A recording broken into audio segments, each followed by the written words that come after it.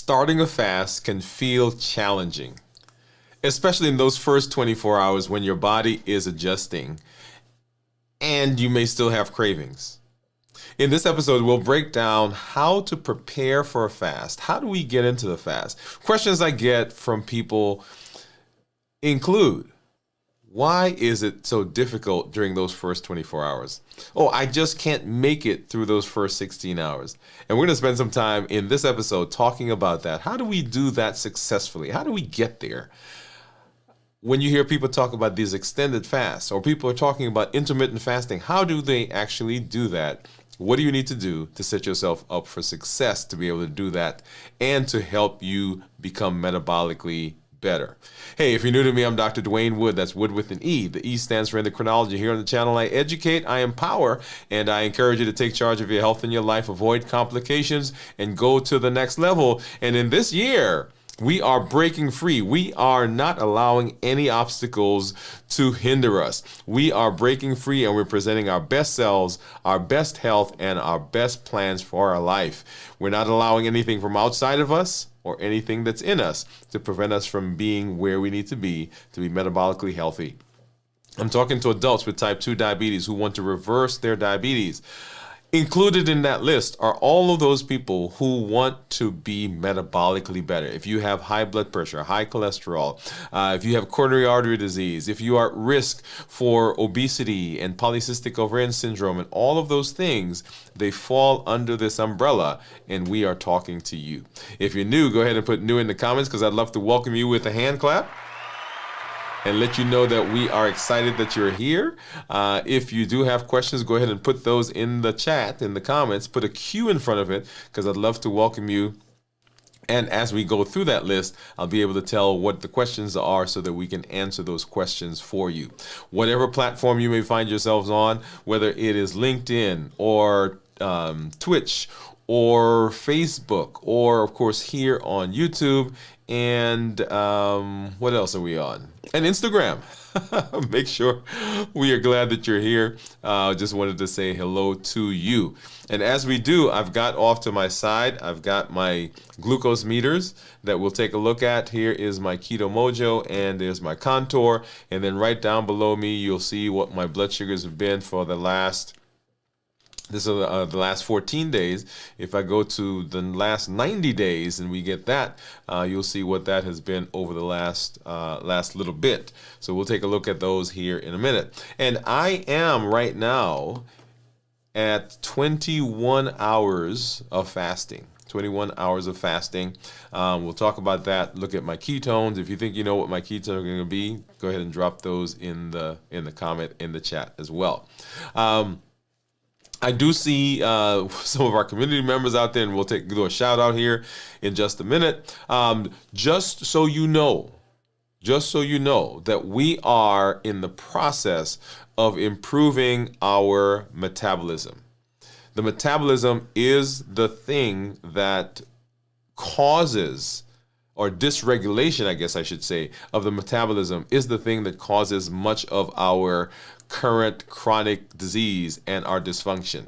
And so if we can right the metabolism, if we can get it back on track, then we can improve a lot of those illnesses that we talk about. I kind of tell people that when I think about metabolism and all the diseases that we have, I think of kind of like a Christmas tree. You know, a Christmas tree? And so you've got the tree, and then hanging off of the tree are all of the ornaments. And so when we think of metabolism as the tree, then hanging off of the tree are all the metabolic diseases that we talk about. High blood pressure, high cholesterol, diabetes, pre-diabetes, polycystic ovarian syndrome, metabolic dysfunction, fatty liver. All of those are simply now disease states that are hanging off of this metabolic tree.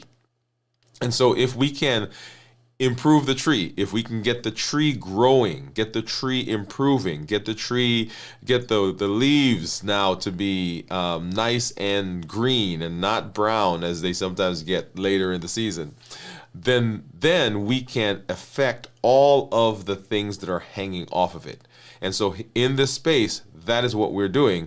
We are working to improve our metabolism. And one of the most powerful tools that we have that we are using is the tool of fasting. And so you have caught us as we are doing one of those check-ins. On our show, Dwain Woode MD, on Mondays at 7 p.m. Central, we are walking through the path of the limitless living.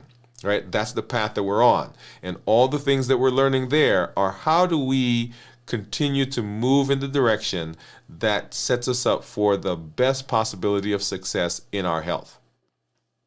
Ultimately, we're talking about reversing diabetes. So that's what we do on the show. And then the shows that we do, like now, we're doing a check-in. We are talking, we are learning about those things that we need to do, those tools that we have that will help us achieve the goal. And one of the tools is fasting. And so you are here because we are talking about how to fast successfully. We're talking about how to use all of the tools that we've learned in order to be successful in our metabolic space. This past week, we did an amazing show where we talked about and we laid out and introduced the Limitless Living Inventory, which is an inventory that allows you to assess where you are and to prepare yourself for the future. What do I need to change? What do I need to adjust as I am working to improve my metabolism? Make sure you go back and make sure you watch that show. We have the last several shows that we've done. We've laid out metabolism as the goal that we're trying to do. We are trying to right the metabolism. We laid out limitless living as the path, the journey that we're on. And then this past show, we talked about the limitless living inventory, which is the first thing that we want to do. We want to begin assessing where we are and seeing what we need to do as we move into the future.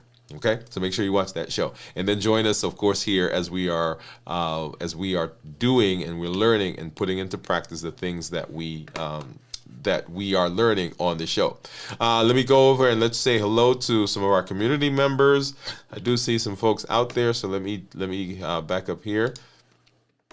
And I see Gian who's out there. Hey, Gian, how are you? Always excited when you are in the space with us. And she says, hi, doctor. Hi, all. Guess what? I ended up binging all holiday. I ate all delicious foods that make me binge. I was happy, though. So Gian is talking about the holiday that they had. And Gian is joining us from Korea. Glad that you were here in this space. And it is a challenge for a lot of us. And I have to admit that as we are moving through this space, as we are improving, the last several weeks, my blood sugars, actually over a month now, my blood sugars have been much higher than they were before. As you know, I was sick several weeks ago. And I have continued having trouble getting those blood sugars back to where I want them. And in the process, there is the frustration, there is the tiredness that comes with it. And so, so we tend to, even though we are doing a good job in the fast, if we're not careful, we can then turn around and undo some of those things. So Gian, thank you for sharing that with us. All right. She said, Doctor, I ruined my fast through holiday. Is it okay? We'll come back. We'll talk about that in a minute. And Gian is giving a guess. She says she thinks about my ketones are going to be 0.4. She said, my tree is a little bit ruined so far. We'll come back. We'll talk about that. I'll grab that. And Steve is saying, hello, Gian. Gian says, hi, Steve. And then Pamela says, hi, Steve and Gian. And hi, Pam. So everyone's just saying hello to each other. So let's go ahead and let's hop over and let's take a look at blood sugars. And so on the screen, you'll see this is my Libre. And you'll see my Libre earlier in the day, blood sugar started up, looks like right around 170. And then over the course of the day, continued to drop to where it is right now. If I look at my Dexcom Clarity, kind of the same thing. And of course, the Dexcom is a little higher than the Libre. And so that's why you see, even though the Libre says 101, the Dexcom is saying 127. And so they're allowed to be 20% different from each other. We're going to confirm, or we're going to see what we are here in just a minute as I look at my Keto Mojo and my contour meters, which I have off to the side. So let's go ahead and do that now. Let me come back over here. And so here's my Keto Mojo and my contour. Keto Mojo gives me ketones and blood sugar. Contour, of course, gives me blood sugar. And let's go ahead and let's get a strip there. And I see, as I said, Gian is already putting a guess in. What do you think is going to be, the rest of you who are out there? Let's get this strip into the contour. And this brown one is the strip for blood sugar for the Keto Mojo, so we'll get that in. And then here is the ketone strip, so open that and leave it off to the side. And then let's go ahead and grab something out of my handy dandy container here. I think I'm going to go ahead and just grab, I was going to take one of these spring-loaded ones. Right, this is the spring-loaded one. I was going to use that, but I think I don't want to have to poke myself again. So I'm going to go ahead and use this one. And this one, really, you just kind of screw the top off. And you should be able to see there. Let me see, let me put it here. There's a little needle. And I just find a finger. Ow. I didn't mean to poke that one quite yet. And go ahead and get that in. And ow, ow, ow. Hopefully that gives me a good, good flow of blood. And I think I saw Steve put a guess in there as well. So let's go ahead and get those started. Okay. So the contour says 117. Keto Mojo says 118. Right there, you'll see the Libre says 103. So let's go ahead and I'm going to take this out and get started here for my ketone, and just want to make sure I get another drop of blood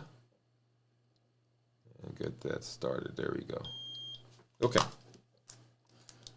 All right, so I'm not going to show you what that is right now because we'll come back to look at that here in just a minute. But let's go ahead and let's hop into our discussion. Before that, though, I do want to go ahead and do our check-in. And I do a check-in whenever I come on, because whenever we're adjusting anything, whenever we are in the process of trying to change anything, we want to make sure that we are checking in with ourselves and we're evaluating the process. Basically, that's what it is. It is an evaluation of where we are, how things are going, so that we can see if we're getting the benefit and if we need to make any changes. Okay? So, with this, I do a check-in, and the check-in I do has 3 components. One, talking about how I'm doing physically, mentally, and how I'm doing emotionally. I am, as I said, fasting. I'm now a little bit over 21 hours of the fast. And as I mentioned, this week, or the last several weeks, we've had some challenges with blood sugar. I had COVID Christmas Day. I was diagnosed with COVID. And since then, my blood sugars have been higher, probably about 30, 40, sometimes 50 points higher. And I'm getting a bigger spike in blood sugar whenever I eat. And so I have been, and I'm talking about this in the physical because it's been frustrating for me as I've watched that. And so I've been trying several things to try to get that down. And some of that may be I'm not getting the rest that I need to get. That was my ultimate point in going through that story. Not getting the rest that I need to get, which also, once again, is contributing probably to higher blood sugars. But physically, I'm not feeling lightheaded. I'm not feeling dizzy. I'm not feeling weak. Not feeling palpitations because even though I'm not getting the rest as I should, I am hydrating. Okay, so I'm doing a good job of hydrating, which is very important as part of the fasting process. But I'm not feeling as though I'm hitting a wall. Okay, let me just say that.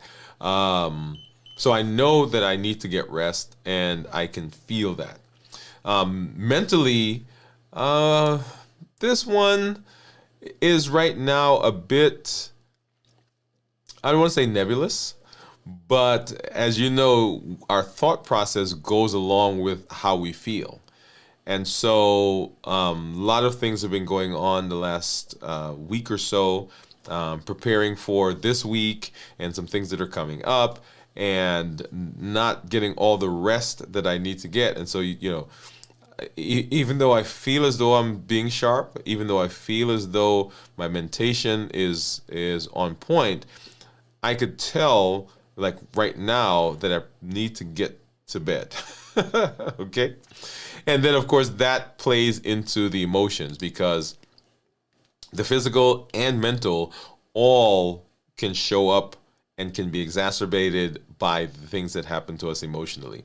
And in my case, some of the frustration in terms of blood sugar can show up there. So hopefully here in another couple of days, I'm going to have some time to just kind of relax, and some of that should improve. Okay, but that's how I'm feeling physically, mentally, and emotionally. And then we've already looked at what my blood sugars are on the Libre and the Keto Mojo, and then we'll come back and look at what the ketones are. And I did see some folks put some guesses in there. I do want to, and we've not done much of this the last several shows, I do want to take a look at some of the items here on my report. And you'll see there that and let me turn my mouse on so you can actually see when I do that. You'll see there that my average blood sugar is a my glucose management indicator is a 7.0. My average blood sugar is 152, and that's been, like I said, 20 to 30 points higher than it's been in the past. I'm in target 74% of the time, which is a range between 70 and 180. And that's what gives us this estimated glucose management indicator. So remember, the glucose management indicator is a surrogate for the A1C. So we can't call it an A1C, but it's an approximation, so that the sensor, as it's reading all of the data, is extrapolating what it thinks your A1C is going to be. And so it's not a guarantee that that's what it's going to be, but it is an estimate, and it's a pretty good estimate. Usually it's within half a point, maybe 6.6 to half a point, or half a point to 0.6% of that. And so that's where we are. If I take a look at, let's do our daily graph, which is this one. This is over the last 90 days, the last several days. So today, as I mentioned before, we started out here early on in the 200s. Okay, and take a look at that. And so right here was when we started dipping down, and I started my fast. Well, let's see, where are we? I started my fast right about here, actually. Okay. And so coming through, and for the rest or the earlier today, we see that blood sugar continued to drop. And you'll notice one of the points I guess I want to make here is, once I stopped eating, right, the blood sugars came down.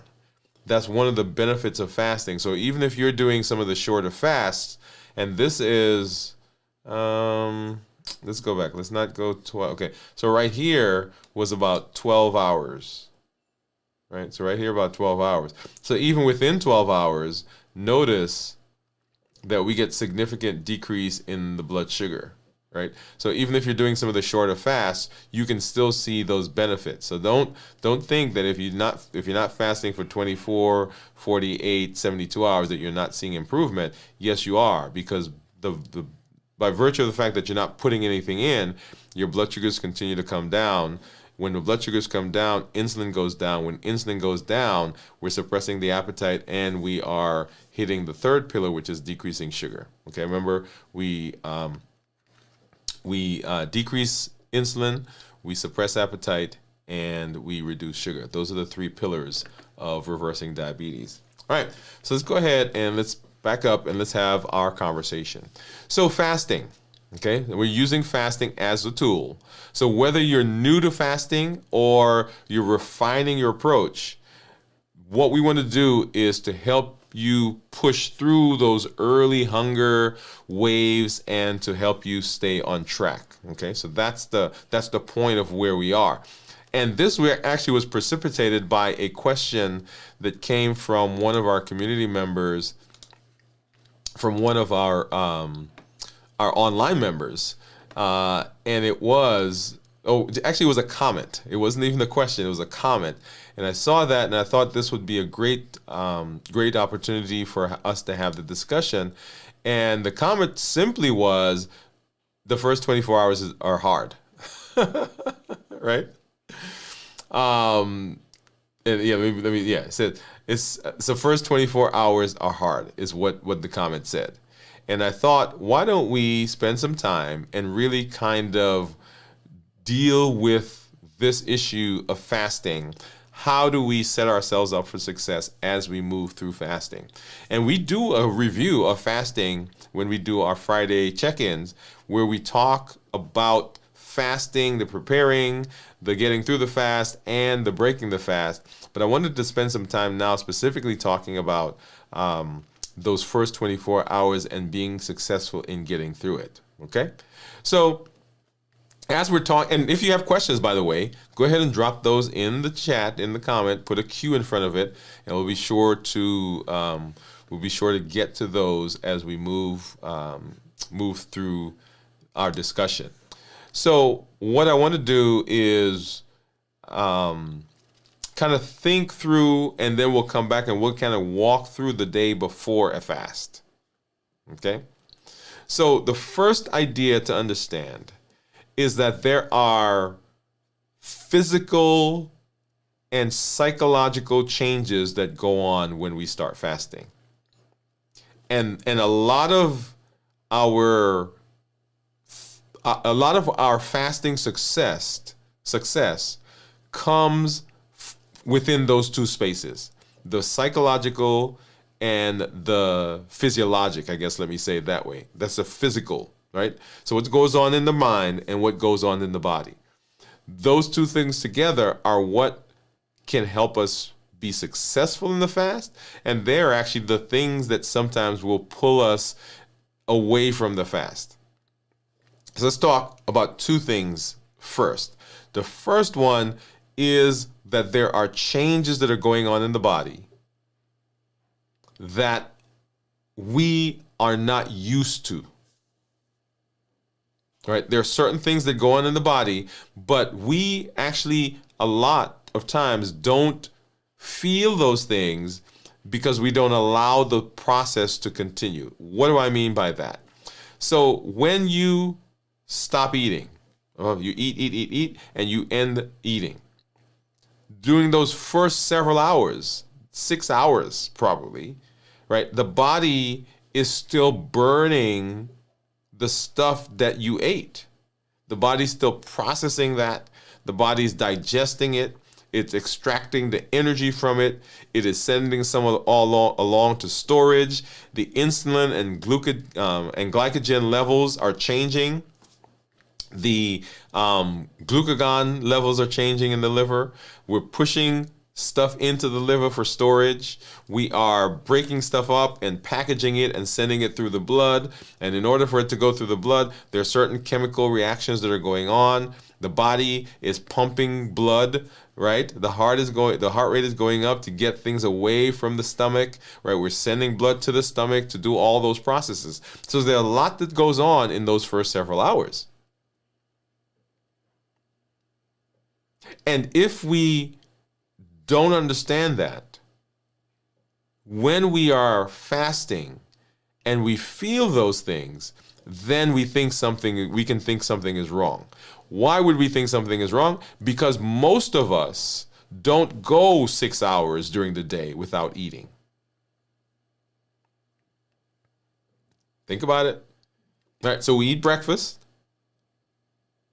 and then 3-4 hours later, we're eating lunch, and 4 hours later, we're eating supper, and many times we'll have snacks in between. And it's not till we actually get into bed and we go to sleep that we stop eating to wake up again in the morning and start eating. And if you're not getting, 8-9 hours of sleep, then you're still within that 6-7 hours where you're eating again. Okay? So many of the things that we feel during fasting are not abnormal in the sense that they should not be happening. They're abnormal because we've not felt that way before. For example, stomach growling simply means that your stomach is empty. Right? But because we're so used to having stuff in the stomach, we're so used to having that stretch, that when we don't feel that stretch, then we think we're hungry and we got to go eat.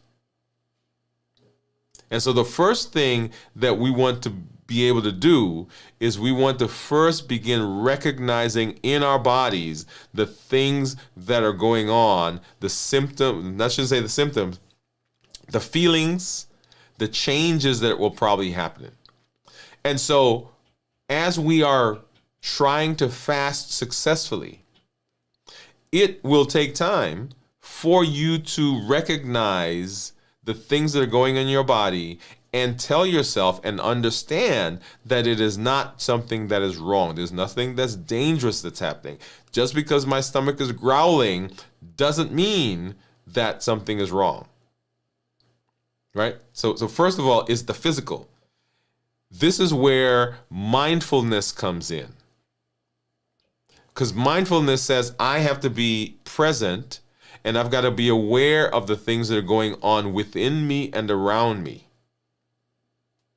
So that if I'm not eating, that is the goal, right? So we're going to be fasting. So if I'm not eating, then I begin to recognize, hey, when I don't eat, after a couple of hours, I start to get a headache. Or if I don't eat, it feels like I'm getting a little shaky. Or if I don't eat, it feels like I'm a little woozy. Or my stomach starts growling. My stomach becomes upset. It feels like I'm nauseated, right? I become weak. So you are recognizing in your body the things that are happening, and we can now deal with them. We can explain them. We can say, okay, how do I prevent myself from getting a headache when I fast? How do I prevent my blood sugars from, or feeling like I'm shaky? Well, do I need to check my blood sugars? If I'm checking my blood sugars and it looks that when I'm fasting, like you saw on my report, that my blood sugars are dropping and it's dropping too low, do I now need to go back and adjust my medication if I'm on medication? Do I need to drink more water? Okay? So that's the first part of this, understanding what's going on physically.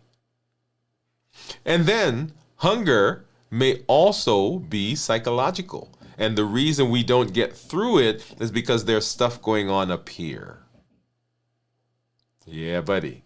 There is the habit that we're used to. We just talked about the fact that we eat very frequently. So if you normally eat every 4 hours, thereabouts, and all of a sudden it's time, based on your routine, it's time to eat, then guess what? Your brain is going to tell you, hey, let's go eat something. And it's going to be difficult for you. I shouldn't say difficult. It is going to be a little bit of a hump for you to kind of push through that because it's a routine that you've built. Even though your body's not hungry, the routine is there. And so the natural thing is to, okay, I'm going to eat. And if you don't eat during that time, your brain, your body is going to tell you, hey, look, something is wrong. But nothing's wrong. It's just that you've gotten used to the habit, the routine of eating. Does that make sense? So that's the first part. And then understanding that there are not just those physical things that happen, but there are hormonal changes that are going on as well. Because as we go through, and I'm going to go ahead and pull up again this report. And so right here, right, when this part right here, when that part starts happening, draw a big arrow, right? So when that part starts happening, blood sugars are going down. When blood sugars are going down, insulin is going down. Our insulin level is dropping. And when insulin levels are going down, there are other changes that are happening within the body. Our appetite is going to start to go down. Our body is going to start looking after a while for other sources of energy. And that transition will show up as different symptoms for different people. As we're making the transition from burning carbohydrates to burning fat for a lot of people in those first 24 hours, then they may feel hunger pangs because they're so used to the blood sugars being up here. Can you imagine what it's like if you're used to having blood sugars that are 3 and 400s, which are abnormal, by the way, and then all of a sudden, I shouldn't say all of a sudden, but gradually your body now is moving to blood sugars that are in the normal range. So you're used to being 300 and 400s, and now your blood sugars are 150, maybe even 200, and you feel shaky. Not because that is a dangerous level, right? Because 200, in terms of being low, 200 is not low, but because you're so used to being up here that when it comes down, then we begin feeling those, we feel like we're hungry, right? Because the blood sugar is going down. We feel those shifts, right? Because the body's now shifting between sources. Some people may even feel a little sluggish, may have some headaches during this time. This is where, and we'll kind of throw this in again, but this is where hydration and electrolytes become essential. Right? So first, understanding physically what's going on, understanding psychologically what's going on, and then understanding that there are hormonal changes that will happen. Okay? So what do we do before we fast? What do we do before we fast? Let's walk through fasting. Right? So we're going to take the 24 hours leading up to the fast and say, okay, what do we do as we're moving through the fast? So 24 hours before fasting, I recommend that you begin increasing your fluids. And you hear a lot of people talk about how much fluids we should drink, and people will say, oh, drink half your body weight in water. Now, for people who are out there who have medical conditions where your fluids are restricted, that's people who have heart failure, people who are on dialysis, people who may have some edematous, so swelling diseases. So you want to make sure that you are checking with your family physician, checking with your specialist, and say, hey, what do I need to do? I'm trying to increase the amount of water that I'm drinking. Tell me, give me some guidance, okay? But for everyone else, right, the recommendation is really that you to remain hydrated roughly about half your body weight. So if I am, body weight in pounds, by the way. So if I am 200 pounds, then I would drink 100 ounces of water. So 128 ounces is 1 gallon. So that gives you a little bit of perspective, okay? So for most people, half their body weight should work.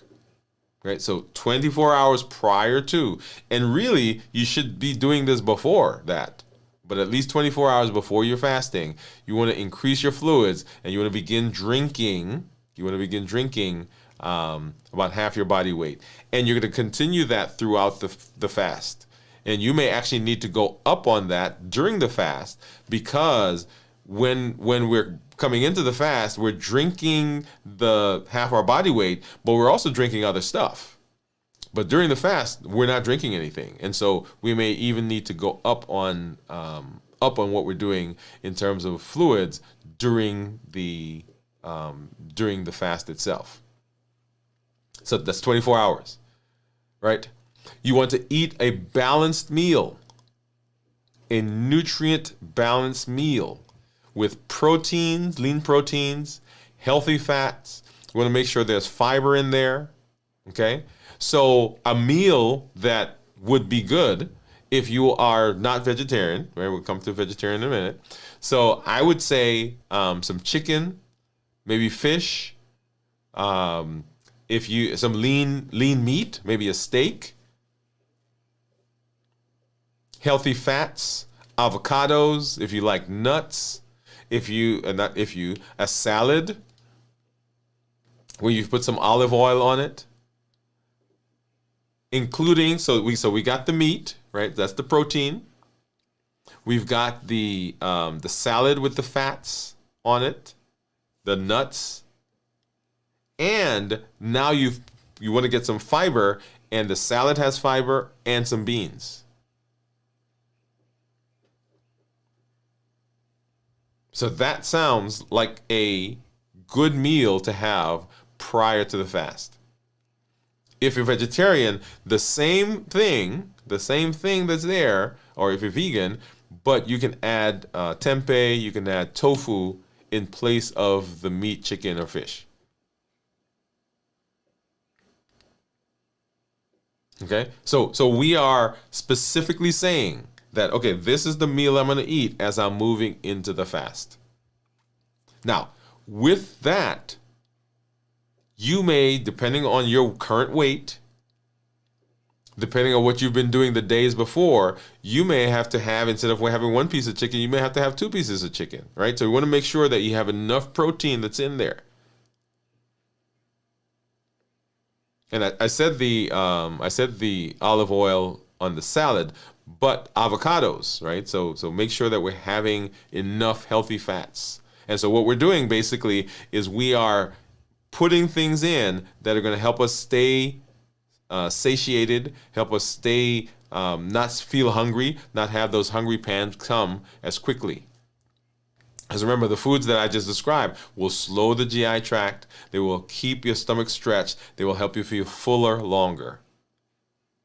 Okay, so we've hydrated. We have our meal that we're going to eat. We're preparing that meal. All right, so we're not going to wait until like an hour before we're going to eat to say, oh, now I got to go fix the meal. No, we already know 23 hours before the fast what we're going to eat. And then at 20, 24, 23, 22 hours, we're adding a little bit of electrolytes into our water, right? So maybe a little bit of a pinch of salt. Once again, talk to your family doctor if you have high blood pressure and some of those things to help you understand what you need to do. All right, so we're putting some electrolytes in the water. We are sleeping. So the night before you're fasting, I would say 2 nights before you're fasting, but we're talking about the 24 hours before fasting. You got a good night rest the night before. Okay, so it's not that okay, I'm going to fast starting at 6 a.m. and so I'm going to sleep at midnight the night before. So midnight to 6 a.m. So I got 6 hours of sleep. No. We're talking about the 24 hours prior to that. So if you're fasting, you're starting to fast at 24 hours at 6 a.m., then 6 a.m. the day before, right, you should be waking up after a good night's sleep. So that you're coming into that 24 hours, that 24 hours leading up to the fast, you're coming into that 24 hours rested. And then the night before you fast, you're also rested. Right? So that basically is a two night sleep pattern that you're doing. Because we're making sure that we are well rested during that process.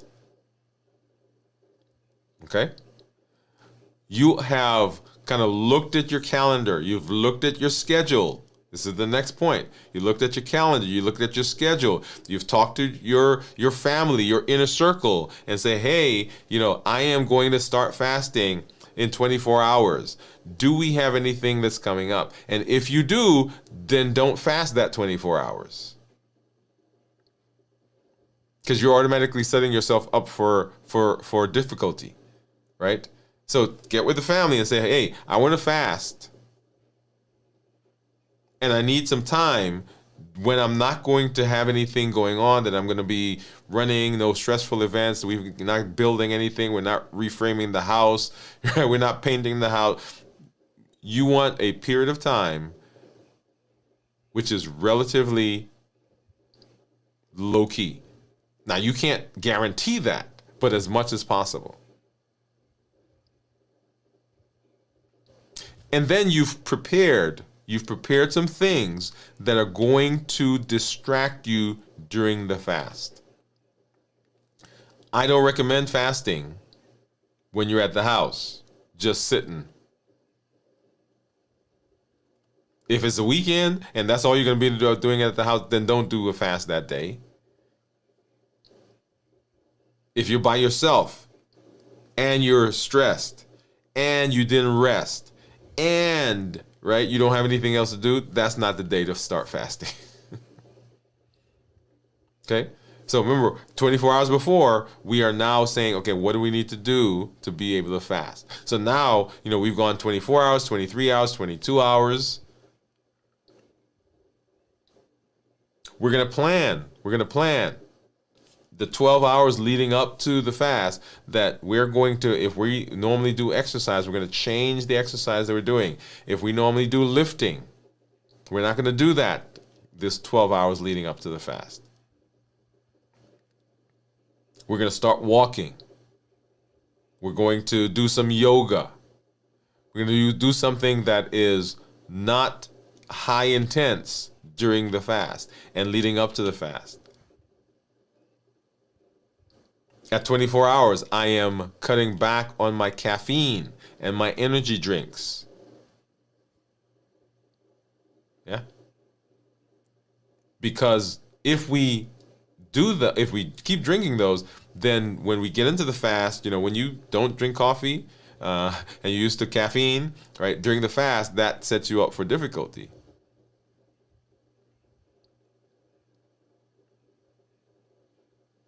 Okay? You want to move around. And find some things to do. Hey, I'm going to read this book. I'm going to, start this new hobby. I'm going to hang out with my friends. Whatever it is, I'm going to go see a movie. You want to put things in place. Get those ready. And we're not at the time when we're fasting, but we've already planned this out, what I'm going to do, so that during the fast, I'm setting myself up for the best possibility of success. You're going to identify, now we're still in that 24 hours. We're identifying those things that trigger me. I'm going to identify the habits. And so, you know what? I'm fasting this day. And on this day, at noon, we usually do this. So I've already anticipated that thing is there. And so I'm ready for it. So habits, emotions, right? So this is not, I'm going to go have an argument or having one of those discussions, right? So I have that discussion. I'm going to save that till the day after. Those papers that you've got to sign, that process that you've been working on, I'm going to save that till the day after. Emotions. Access. I'm going to go around 24 hours and I'm cleaning out my environment. I don't want anything here that's going to push my button. Habits, emotions, access, and taste. Taste goes along with the habits, with the availability of things, right? And the emotions. So I'm identifying the things around me that can cause potential issues for me. And then I've written down, so we're coming 12 hours, 10 hours now. I've written down some affirmations on my piece of paper. This is my body, and I am fueling it with the best possible food. this is my body, and this fasting is going to improve my metabolism. This is my body, and I am in charge of what happens to it. This is my body, and I'm not allowing anything to prevent me from doing what I need to do to keep it safe. I am going to get on my elliptical. I'm going to walk. I'm going to row. I'm going to swim during my fast, right? So we're bringing all of those things to bear.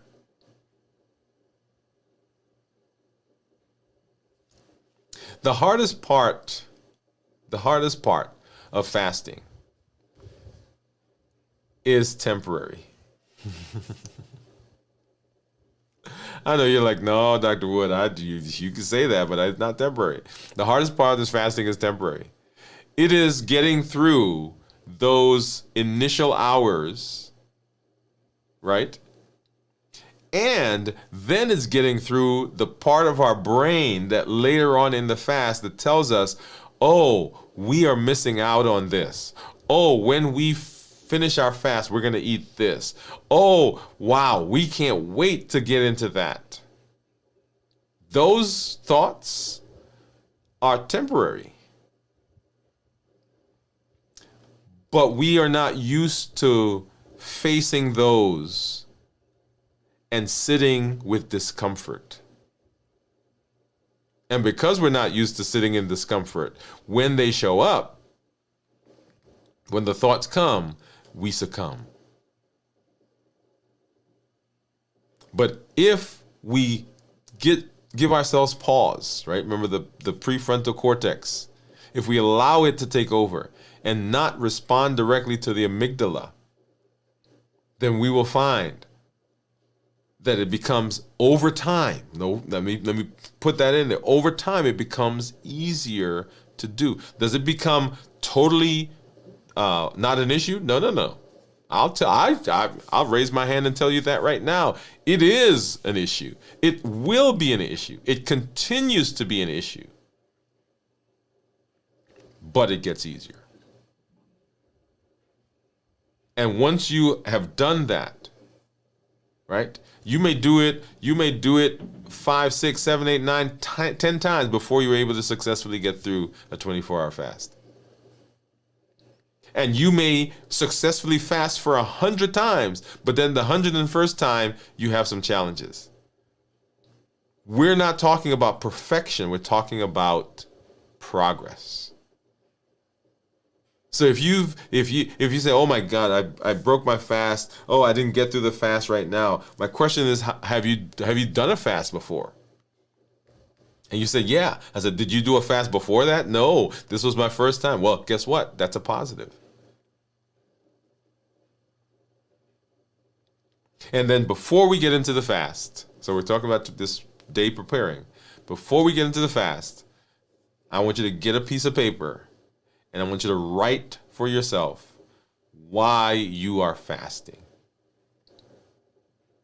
I'm fasting because I want to reverse my diabetes. I'm fasting because I want to improve my blood sugar. I'm fasting because my doctor says that I need to do blah, blah, blah. I'm fasting because I want to lose 10 pounds. Write that down. And this is just as we're getting into the fast, so that is the last thing that we're doing, and then we start our fast.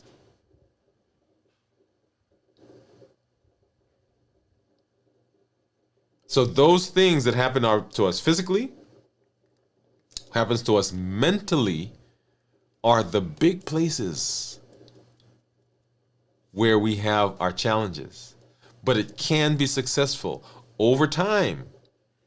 It doesn't happen overnight. It will take you time. And it will take you doing it over and over. It will take you practicing over and over. But it can be done. All right. So drop in the comments. What do you think, as you've been fasting, what do you think are the most challenging parts of fasting for you? What's the most challenging part of fasting for you? Okay, drop that in the comments. All right, so let's go ahead and let's say hello to some of our community members, and then we will take a look at blood sugars. Let's see, Gian. Let me see, where are we? So Steve, I think we did see this one. Let's go back up and I'll pull that up. So Steve says he thinks that my ketones are going to be 0.7. Steve said, we have started grounding Monday. We've both slept great the last 2 nights. I'm doing it now. Huh. Okay. All right, Steve. Thank you for sharing that. Jennifer says, howdy. Hi, Jennifer. I'm fasting because I want to control my eating. Yes, that's a good reason for fasting. One of the things, and I think I mentioned this last week sometime, that one of the shows I was going to do, and I changed it, was what are the non-metabolic benefits of fasting, right? So that's a good one. So control, feeling like we have some control. Julian says, I'm fasting. I want to be strong mentally. Okay. My eating habit is most challenging to me. Eating habits, and my eating routine is the most challenging.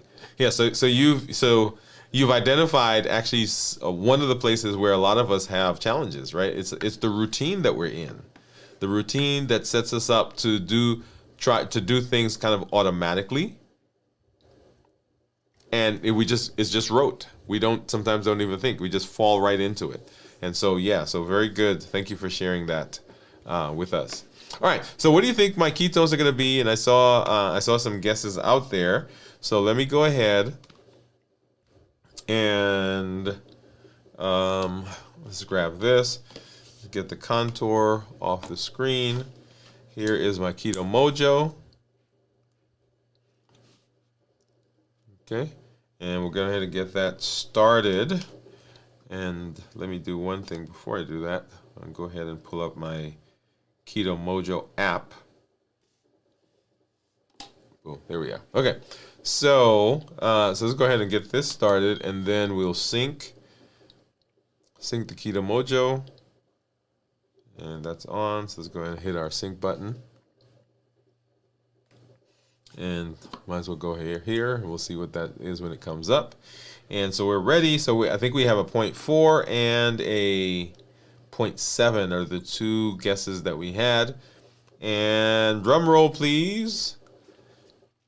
All right. And so my blood sugar was 118. And then you see there the Keto Mojo is...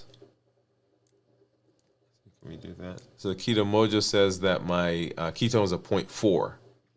And so when we think about ketones that are 0.5 or lower than 0.5 are considered normal.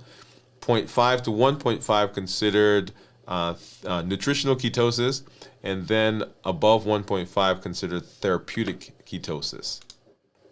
Okay. And so right now I am in the normal range. And when we're fasting, we want our ketones, when we're talking about being in ketosis, we're talking about ketones of 0.5 or higher. So we'll see what my ketones are as I continue in my fast for this week. Let's take a look at the graphs. Let's see. Graphs. So I look at my graphs, and you'll see there that the ketones... See if I can make sure I'm get there. Okay, here we are. So the ketones are the turquoise line that you see on the screen, and blood sugars are the tan line. So the tan line, when the blood sugars are high, then there's insulin that's there. When insulin is around, ketones can't be around either. So insulin and ketones can't be in the same space. So as my blood sugars have gone down, and you'll see that the turquoise line drops. So it went from 145 down to 108, went back up to 138, and then down to where we are, 118. And you'll see as the blood sugars have fluctuated, right? So it went down here, and when it went down, ketones started going up. Well, let's do this one. Yeah, when we started going down, ketones started going up. So ketones are rising, and it's at 0.4. But as the blood sugars continue going lower and lower, we'll see that the ketones get higher and higher and higher. Okay, so 0.5 to 1.5 considered nutritional ketosis, and then above 1.5 considered therapeutic ketosis. And when we're talking about being in ketosis, we want 0.5 or higher. 0.5 or higher. Okay. So let's see. Let's go back here and get some comments.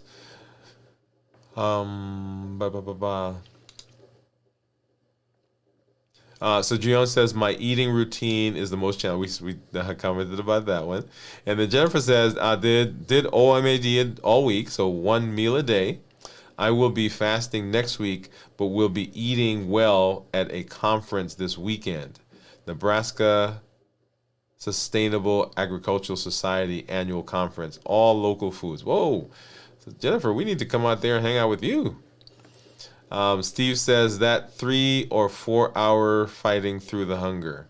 Yeah, so that can be challenging, right? Those first hours that we're moving through can be difficult, particularly depending on the things that we ate leading up to it, right? Which is why this 24-hour walkthrough is so important, because those things will affect what we look like or what our bodies feel during the time of hunger. And then Pamela says, seeing food is my biggest challenge. Out of sight, out of mind. I love that.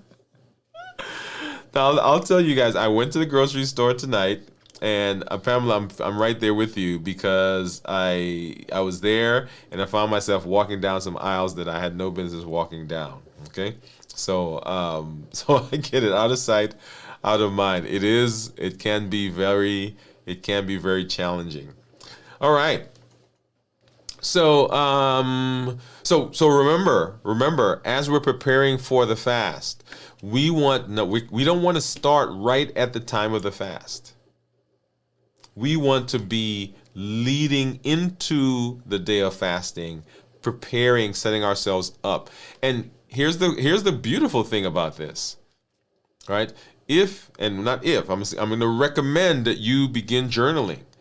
If you're journaling, you will begin identifying things that you can do differently. When you're journaling, you begin to see patterns. You begin to see, oh man, every time this happens, then my fasting doesn't go quite well. Or when I do this, man, I have the greatest time fasting. I'm able to get there. I feel energetic. I'm able to make it through. So journaling is another way of assessing what's going on in our experience, right? One of the reasons we do the check-in at the beginning of the show is so that we can look at ourselves and understand what's happening within our body, so that we can set ourselves up for success. Okay, so you will begin seeing that as you are doing the fasting. And notice I say as you are doing the fasting, because the fasting is not about the race. The fasting is about the progress that we're making. Okay, fasting is about the progress. All right, so as we move through the next couple of weeks. So remember that on Monday, we will not have our Dwain Woode MD live. It won't be a live show. It will be recorded. But I want you to come on and be a part of that, and comments and all of that. I will be away, so we won't have our check-ins next week as we normally do. There will be something in the space. We're kind of still working on that. Make sure that you are joining us every morning for our 100-day walk to consistency. Okay, make sure you're coming in and you're doing that. On Saturday, we'll have video from the vault. On Sunday, we'll have this week in review. as we have done, as we continue to do. And so the schedule is going to be a little different the rest of this week and into next week. But we will be back for our Dwain Woode MD Live, and that will be on, let me get my calendar out. So we'll be back on the 17th. Did I do that right? No, not the 17th, sorry. That's several weeks ago. The 10th, right, will be our next Dwain Woode MD Live as we pick up from where we left off. And then our community meetup for this month will be on Thursday the 27th. Okay, Thursday 27th. And we have that every the fourth Thursday of the month. So make sure that you are there. If you've not already done so, go ahead and get into our community. Our membership is out there as we launched that at the beginning of the year. We want you to be involved with that so that we can all be supporting each other. Remember, you can log in. For those of you who are community members, make sure you log in and get into the community so that we are supporting one another. And then, because we asked for it, we have it on our channel now. You can actually go and you can get some Limitless Living merch. So we've got our mug, we've got our hat, we've got the 91.4%. Make sure you get out there and become a part of that. If you are in membership, then there is a discount that you get, a code that we'll put in for you to be able to get those at a discounted price. I should say discounted price. You get that as part of your membership. There are some benefits that you get, and one of the benefits is to get those at a reduced cost. All right, let's see. What else do we have? Got some more comments. Okay, let's go back over there. So Gian says, thank you for today, doctor. Said, I'm going to miss the live. Jennifer says, me too. Gonna miss the live show. And Gianna said, Jennifer, hello. All right. So let me go ahead and I'm going to drop our link in to the member area. So those of you who are out there, go ahead and join us. So we chatted up a little bit after the show. And then come on back and we will be in the space as we continue our fast for this week, so that we can see what's going on with each of us and begin supporting each other. Remember, I am always excited. I'm always excited when I get to spend some time with you, when I get to be in this space as we are moving into a better metabolic position as we're reversing our diabetes. This is Dr. Dwain Woode, as I always say. That's Wood with an E. The E stands for endocrinology. Here on the channel, I educate, I empower, and I encourage you to take charge of your health and your life, avoid complications, and go to the next level. And in this year, we are breaking free. We are presenting our best selves. We're presenting our best life, our best health, and our best plans. We're not allowing anything from outside or anything from inside to prevent us from doing what we need to do to be metabolically healthy and to reverse our diabetes. Thank you for being with me. We'll see you at our next show. Have a great evening.